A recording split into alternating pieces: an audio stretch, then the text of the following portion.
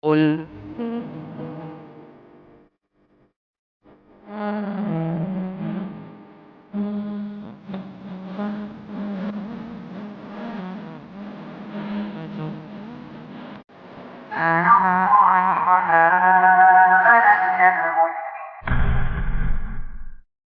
Alhamdulillahirrabbilalamin. Wassalatu wassalamu ala ashrafil anbiya wal mursalin nabiyina wa sayyidina Muhammad wa ala alihi wa man tabi'ahum bi ihsanin ila yaumiddin. Allahumma inna nas'aluka ilman nafi'a wa rizqan thayyiba wa amalan mutaqabbala.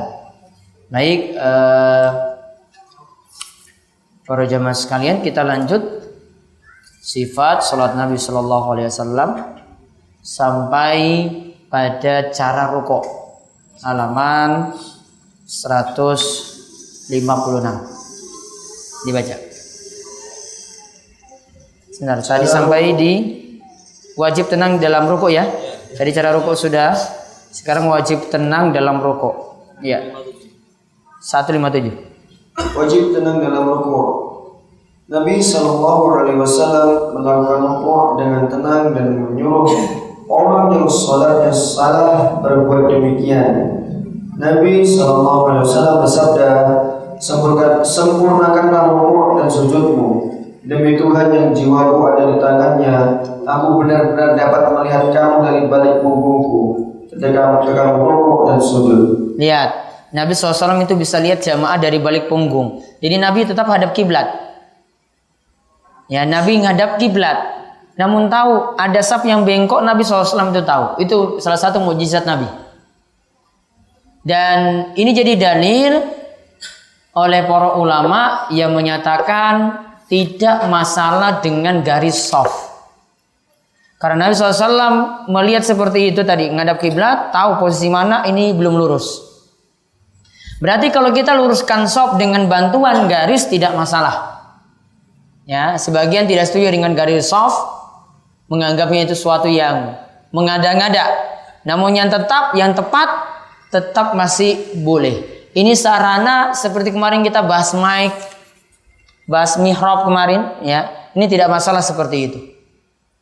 Ya, jadi masih dibolehkan garis shaf seperti ini di dalam sholat berjamaah. Jadi di sini lihat Nabi SAW mengatakan atimur rukuk, sempurnakan rukuk di sini bentuknya nantinya kita rukuk dengan sempurna dulu, baru kita bangkitkan badan, kita tegakkan badan bangkit dari rukuk. Terus beliau sallallahu alaihi wasallam pernah melihat orang yang rukuk dengan tidak sempurna dan sujud seperti burung mematuk. Jadi rukuknya tidak sempurna, sujud seperti burung matok. Maksudnya apa? Cepat. Ya, burung matok itu cepat. Terus lalu beliau sallallahu alaihi wasallam bersabda, kalau orang ini mati dalam keadaan seperti itu, ia mati di luar agama Muhammad sallallahu alaihi wasallam. Ia sujud seperti burung gagak mematuk makanan, sebagaimana orang rukuk tidak sempurna dan sujudnya cepat seperti orang kelaparan memakan sebiji atau 2 biji kurma yang tidak mengenyangkannya. Nah, di sini jadi dalil harus tenang, tidak boleh cepat-cepat seperti burung gagak mematuk makanan.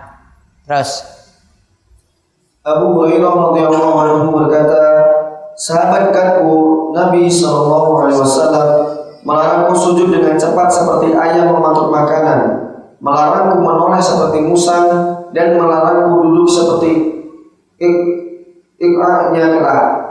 Kemarin sudah ini hadis ini ya, yaitu dilarang sujud dengan cepat seperti ayam matok, melarang menoleh seperti musang. Tapi yang ketiga ini beda ini ya. Kemarin ika apa itu kemarin? Ikanya seperti anjing. Kalau ini ikanya seperti kera. Di sini kirt, ya kera. Ya pokoknya ini sifat jelek. Karena di semua sifat yang ada dimisalkan seperti hewan. Sifat yang ada dimisalkan seperti hewan. Ya, dan hewan-hewan yang di sini bukan hewan-hewan yang bagus. Ini ayam ya masih biasa. Namun di sini menunjukkan cepatnya. Musang itu makan apa musang? Musang makan herbivora apa karnivora?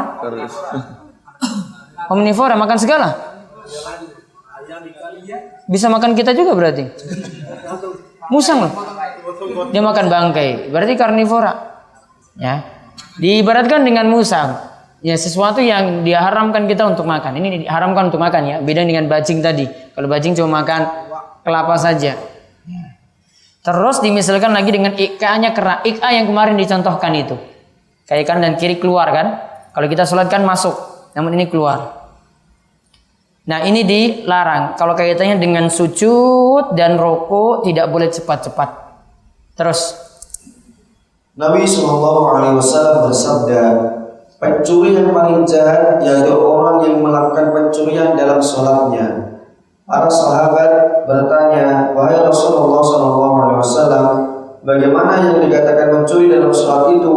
Sabdanya SAW, yaitu tidak menyempurnakan rukuk dan sujudnya. Baik, jadi mencuri dalam sholat itu bukan ngambil uang orang, bukan, ya, bukan dimaknakan seperti itu. Namun mencuri dalam sholat, dia tidak menyempurnakan rukuknya, sujudnya, alias terlalu cepat, super cepat ketika rukuk dan sujud. Nah ini yang diingatkan dalam hadis ini. Terus Nabi SAW pernah sholat dan melirik orang yang tidak melakukan rukuk dan sujud dengan punggung yang lurus. Nah lihat ya, rukuknya tidak dengan punggung yang lurus, baru Allahu Akbar langsung naik.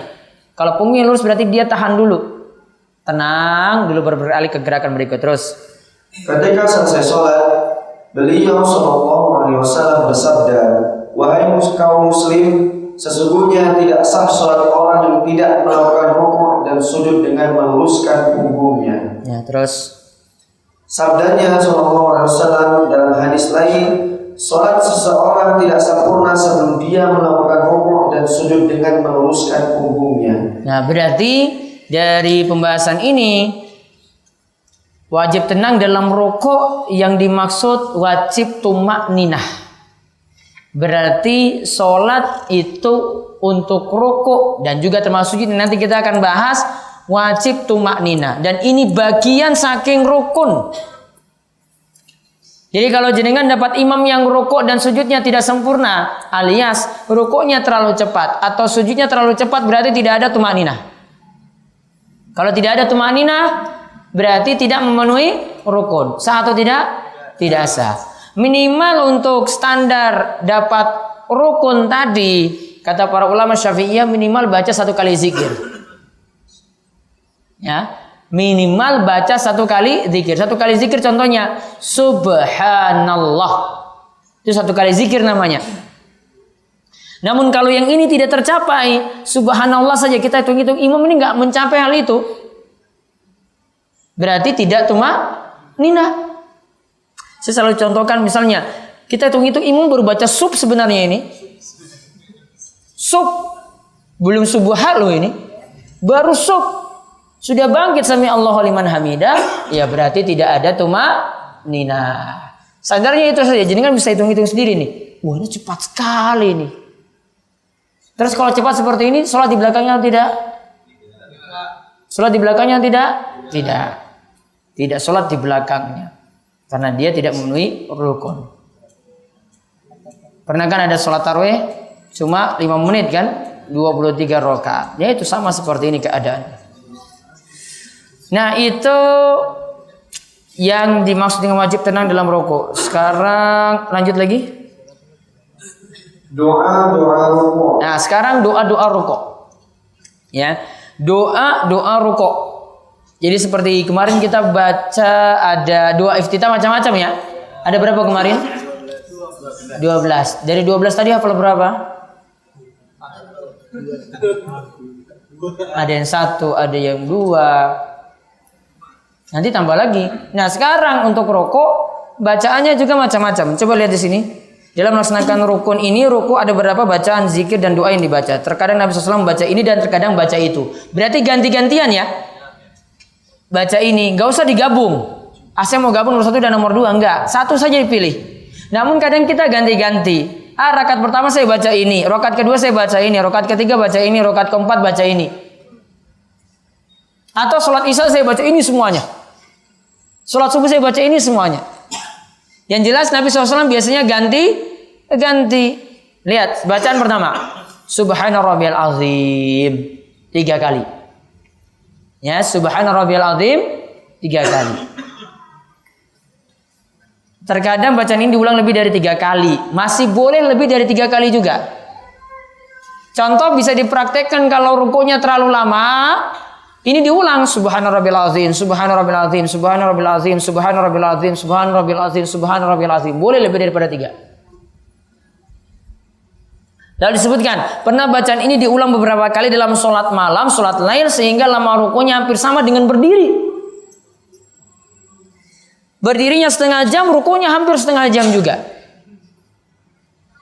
Karena Nabi ingat ya, sifat sholat Nabi SAW itu, untuk berdiri itu nanti hampir sama dengan rukunya hampir sama dengan itidal hampir sama dengan sujudnya. Jadi hampir sama semuanya. Lapanya di situ. Jadi tahan, dengkulnya itu dipegang terus. Kalau bacanya setengah jam, 1 bacaan, berarti rukunya sekitar itu. Ya, kalau enggak 15 menit lah separuhnya. Lama juga tak? Lama juga ya. Kemungkinan diulang ini berkali-kali ini. Karena enggak mungkin ada bacaan lain kan? Subhanarabbil azim nanti diulang beberapa kali. Ya mungkin bisa sampai 1000 kali kalau 15 menit. Nah ini ketika baca Al-Baqarah, baca An-Nisa dan Ali Imran dengan diselingi doa dan istighfar seperti yang disebutkan dalam pembicaraan salat lail sebelumnya.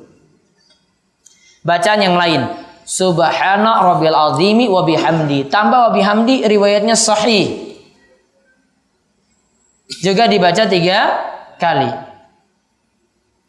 Lalu yang ketiga, Subuhun Quddus Rabbul Malaikati Warruh. Kalau bacaan salat witir, Subhanal Malikil Quddus. Ya, tak beda kan? Nah, tadi Subhanal Malikil Quddus, Al-Malik itu majrur, maka Rabbi juga majrur.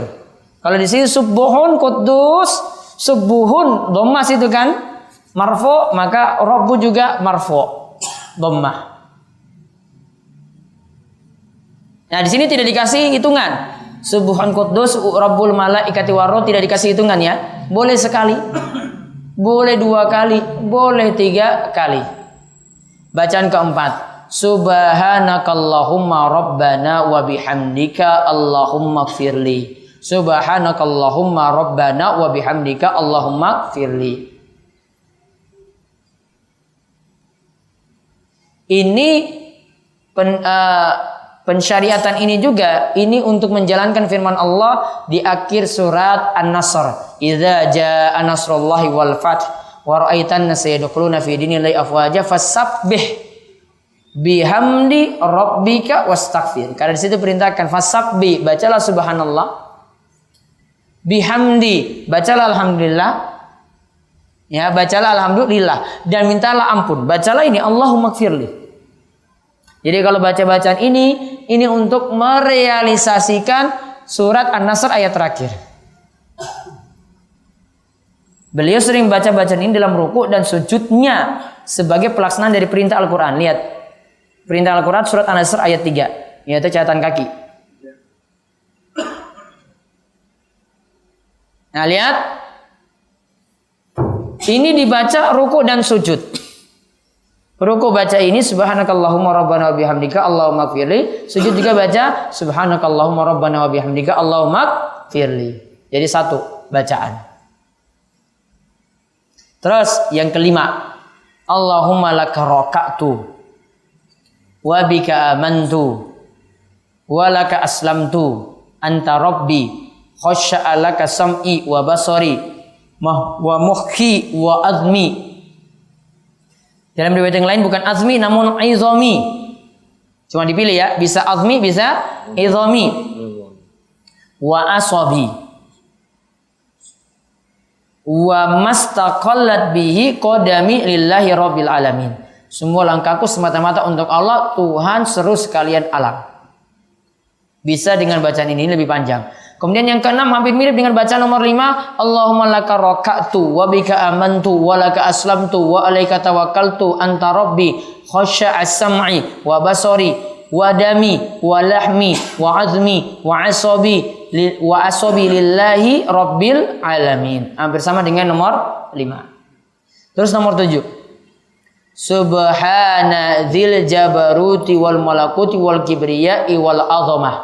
Seperti ini yang kemarin bacaannya? Bukan juga. Bacaan ini diucapkan dalam sholat malam. Ruku ketika sholat malam. Nah, berarti ada berapa bacaan? 7. Bisa pilih-pilih ya. Ada satu bacaan lagi, subhana dzil jabaruti wal malakuti wal kibriyai wal azamah. Itu juga bisa dibaca. Jadi dari yang 7 ini bisa ganti-gantian, hafal saja. Baik, sekarang lanjut memperlama ruku'. Nabi SAW melakukan ruku', berdiri setelah ruku', sujud dan duduk antara dua sujud dengan tempo masing-masing hampir sama. Rokok, berdiri setelah rokok, sujud dan duduk antara dua sujud, temponya masing-masing hampir sama. Berarti kalau rokoknya lama, nanti bangkit saking rokok juga lama, sujudnya juga lama, duduk antara dua sujudnya juga demikian adanya. Terus larangan membaca Al-Quran dalam rukuk. Nabi SAW melarang membaca Al-Quran dalam rukuk dan sujud. Beliau SAW bersabda, ketahuilah, sesungguhnya aku dilarang membaca Al-Quran dalam rukuk dan sujud. Dalam rukuk hendaklah kamu membaca bacaan untuk mengagungkan Allah Azza wa Jalla, dan dalam sujud hendaklah kamu bersungguh-sungguh berdoa, karena hampir dapat dipastikan doa kamu dikabulkan. Jadi dalil tidak boleh baca Al-Quran ketika rukuk. Jadi dalil ketika sujud masih boleh berdoa. Ya, rukuk tidak boleh baca Quran. Nah, sekarang pertanyaannya, kalau kita boleh berdoa ketika sujud, boleh nggak ambil yang asalnya doanya dari Al-Quran? Rabbana hablana min azwajina wa dzurriyyatina qurrata a'yun waj'alna lil muttaqina imama. Boleh nggak baca ketika sujud? Jawabannya boleh. Karena kata ulama Syafi'iyah, bedakan antara tilawah dan baca doa. Ketika kita sujud baca doa semacam itu, maksudnya bukan tilawah, namun maksudnya berdoa. Innamal a'malu binniyat. Setiap orang tergantung pada niatnya. Jadi masih dibolehkan. Baca lagi Rabbi ja'alni muqimas sholati wa min dzurriyyati rabbana wa taqabbal du'a. Ini doa saking Quran. Boleh. Rabbana atina fid dunya hasanah wa fil akhirati hasanah wa qina adzabannar. Boleh baca juga ketika sujud. Walaupun itu ayat, namun itu kita bacanya dimaksudkan untuk doa, bukan tilawah. Paham ini ya? Baik, sampai pada rokok tadi. Ada pertanyaan? Berdehem, Ustaz. Ya, itu batal atau tidak? Berdehem batal atau tidak? Tidak batal. Tapi nanti ada aturan, saya jelaskan nanti. Ada aturan nanti dalam mazhab Syafi'i ada. Ada yang sampai keluar vokal. Sampai keluar vokal. Itu belum batalkan ya? Dehem cinta gitu.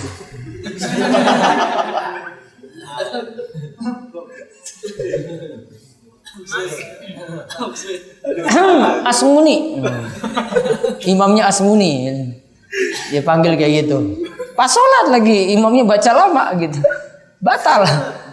Keluar vokal. Soyo gitu. Imamnya Pak Soyo. Tegur imamnya tadi. Nah, sudah keluar. Sama seperti pernah saya baca. Ya suratnya gak terlalu panjang-panjang juga. Anak SMA ini sudah gak betah kalau sholat cuma baca surat la uqsimu bihadzal balad. Di belakang itu sudah teriak-teriak. Saya nggak dengar karena mungkin di saf paling belakang, di saf ke-5, ke-6, ke-7 gitu. Tapi anak-anak SMA yang lainnya beritahu saya itu pas saya pulang. Mereka bilang di belakang itu khatam. Artinya itu mereka nggak kuat berdiri. Hatam gitu di belakang. Jadi dia hatam di belakang. Nggak kedengaran sampai di depan itu. Ya, batal lah sholatnya. Sudah vokal kan? Udah. Jadi kalau dahm saja nggak sampai, namun kalau keluar vokal baru batal. Ada lagi? Jalan. Imam terlalu cepat, maka sholatnya tidak sah. Kemudian sebagai makmum waktu cepat Kalau sholat di situ ya jenengan gerakannya normal. Kalau tetap mau berjamaah gerakannya normal. Artinya imam mau cepat gimana pun, saya santai aja. Allahu Akbar ruku. Oh imam sudah itidal. Sami Allahu liman hamidah. Akhirnya jenengan telat. Namun telatnya di sini karena kita tidak mau cepat-cepat. Seperti gerakan imam tadi. Dan ini yang dimaksud dengan niat mufarokoh. Saya sudah berpisah dengan imam sebenarnya, saya sholat sendiri. Namun cuma gak enak saja saya pergi dari situ. Namun jenengan lakukan gerakan itu yang normal. Ada lagi? Tadi Ustaz, yang untuk zikir satu kali, itu berarti posisinya harus sudah Zikir apa ini? standar bacaan. Subhanallah tadi yang saya bilang. Tumaknina maksudnya ya. Tadi. Berarti posisinya dia itu harus lurus dulu baru baca gitu. Iya. Enggak pas turun langsung yang bingung. Pokoknya dia sudah turun lurus dulu kan? Ya. Allahu Akbar lurus. Subhanallah. Satu standar ini dipenuhi berarti sudah tumaknina. Berarti posisinya dia harus bukan pas Allahu Akbar masih ini baru dibilang subhanallah baru bangkit ya. Lurus dulu. Kemudian kalau menunggu lama atau ketika gerak sendiri tidak boleh digabung Ustaz, bacaan yang banyak ini. Diulang saja. Satu kali pokoknya. Nah, subhana yang terakhir apa tadi? Subhana zil jabaruti wal malakuti wal kibriyai wal azama. Ulang lagi. Subhana zil jabaruti wal malakuti wal kibriyai wal azama. Ulang terus. Enggak. Karena asalnya tadi di awal disebutkan Nabi baca ini terkadang baca itu. Berarti bukan gabung. Nah, ulang lagi subhana rabbil azim tadi kan? Bisa lebih daripada 3 kali. Subhan quddus rabbul malaikati waruh. Subhan quddus rabbul malaikati waruh. Subhan quddus rabbul malaikati waruh. Ulang terus gitu. Sampai imam bangkit saking rukuk. Ya. Alasannya jelas tadi ya. Gerakan antara baca surat dengan rukuk, bangkit dari rukuk, sujud, duduk antara dua sujud tadi kan disebutkan tidak terlalu jauh lamanya. Hampir mirip-mirip. Atau kalau enggak separuhnya kita dapat. Seperti itu. Dan lagi. Ya. Kalian tadi niat berlepas dari imam itu apa? Niat mufarokoh ya. Ya, mufarokoh. Apakah itu juga bisa kita lakukan ketika imam itu bacaannya berantakan gitu, Pak? Dilihat. Ini saya sarankan, karena bacaan misalnya standarnya Al-Fatihah, ya, standarnya Al-Fatihah. Bacaan imam itu ada yang standar, namun saya mohon tidak pakai standar jenengan. Kalau pakai standar jenengan nggak akan pernah sama dengan imam. Jadi ada standar wajib yang imam itu sekedar cuma dapat ini saja, dia itu sudah dikatakan sah. Ya, dia cuma dapat ini saja sudah dikatakan sah. Yang jelas nanti tidak hilang tasdidnya, tidak nambah satu huruf begitu. Masih kelihatan panjang pendeknya masih kelihatan. Kalau di tempat saya itu maaf tasdidnya hilang, panjang pendeknya berantakan, yang pendek jadi panjang, yang panjang jadi pendek. Itu juga dibalik-balik. Nah, berarti nanti Pak Rahman nanti tukar-tukar yang harusnya A jadi U. Gitu. nah itu parah berarti. Itu berarti wis parah. Ya. Jadi nggak nanti ajarkan. Ya. Yang jelas standar kalau para ulama sebut itu standar lahan yang jelas yang paling utama itu tidak merubah dari susunan kata dan maknanya. Ta tidak jadi na karena ta itu 2 titik, na itu 1 titik. Tidak jadi seperti itu. Jadi gini, saya juga tanya ke jamaah yang lain, semuanya sepakat bahwa si imam ini memang bacaannya tidak standar, walaupun jamaahnya juga jamaahnya biasa saja, bukan jamaah ini. Sekedar mendengarkan pun sudah bisa membedakan gitu. Ya itu tadi. Lain saya Harus ada yang ajarkan. Atau dinasihati baik-baik. Ya. Ketika yang idealnya kita sebagai makmum, ketika kita membaca, biasanya kan baca surat, kemudian posisi itu biasanya suka memang ketinggalan, gitu. yang ketiga itu ketika Pas sholat sir berarti.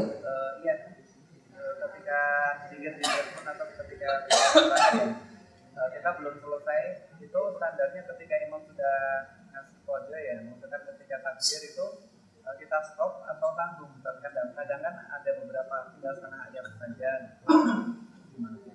Selama tidak sampai ketinggalan. Jadi misalnya lagi baca surat, imam Allahu Akbar sudah rukuk, kita tidak ketinggalan sampai imam i'tidal, nggak masalah. Kalau memang seperti itu, namun baiknya diputus saja, tinggal lanjut rukuk, ikuti imam. Karena urgensi mengikuti imam lebih utama daripada kita selesaikan bacaan. Urgensi mengikuti imam itu lebih utama daripada selesaikan bacaan. Ini yang dimasukkan bacaan surat tadi kan. Namun kalau Al-Fatihah, yang nanti lihat standarnya juga, itu sudah standar cepat atau enggak. Kalau memang kita sudah pakai standar cepat, imam lebih cepat lagi, kita pakai standar kita saja. Seperti itu. Ada lagi? Ya.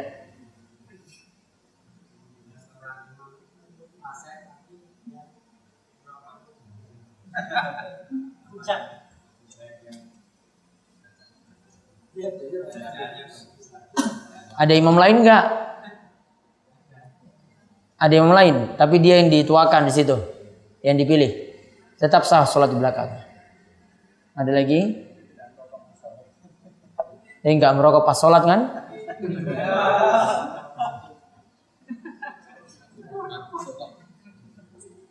Ya itu saja yang kami sampaikan, mudah-mudahan bermanfaat dan perlu cukupkan. Subhanakallahumma bihamdika asyhadu an la ilaha illa anta astaghfiruka wa atubu ilaik. Assalamualaikum warahmatullahi wabarakatuh.